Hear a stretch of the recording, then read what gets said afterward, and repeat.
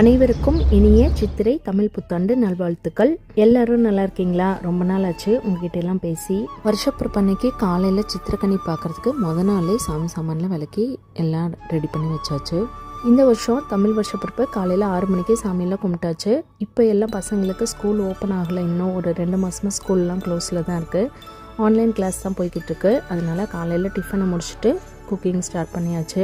இந்த கலர் போட்டு 80s 90s கிட்ஸோட school life memory இப்போ வரைக்கும் எனக்கு அது ரொம்ப பிடிக்கும். ஸோ ஊருக்கு போயிருக்கும் போது நான் வாங்கியிருந்தேன். லஞ்சுக்கு சாம்பார், புடலங்காய், பரங்கிக்காய் பொரியல், வாழைக்காய் செஞ்சுட்டு பாயசமும் வடையும் குவான்டிட்டி ரொம்ப கம்மியாக தான் செஞ்சேன்.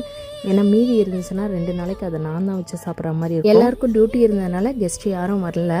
வெரைட்டியெல்லாம் கொஞ்சம் எக்ஸ்ட்ராவாக செஞ்சுருந்தேன், ஆனால் குவான்டிட்டியெல்லாம் கம்மியாக தான் செஞ்சுருந்தேன். லாஸ்ட் ஒரு 2 மாதமாகவே கல்ஃபில் எல்லாம் என்ன சுச்சுவேஷன் போய்கிட்டு இருக்கு அப்படின்னு எல்லாரும் நியூஸில் பார்த்துருப்பீங்க.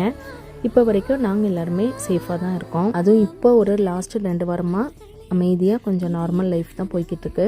ஸோ ஃப்யூச்சரில் எப்படி இருக்குன்னு நம்ம சொல்ல முடியாது. ஸோ ப்ரெசண்ட்டுங்கிறது இப்போ ரொம்ப ஒரு முக்கியமான விஷயமா இருக்குது எல்லார் லைஃப்லேயும். ஸோ அந்த ப்ரெசன்ட் லைஃப்பை நிம்மதியாகவும் அமைதியாகவும் ஸ்பெண்ட் பண்ணலாம் எல்லோரும்.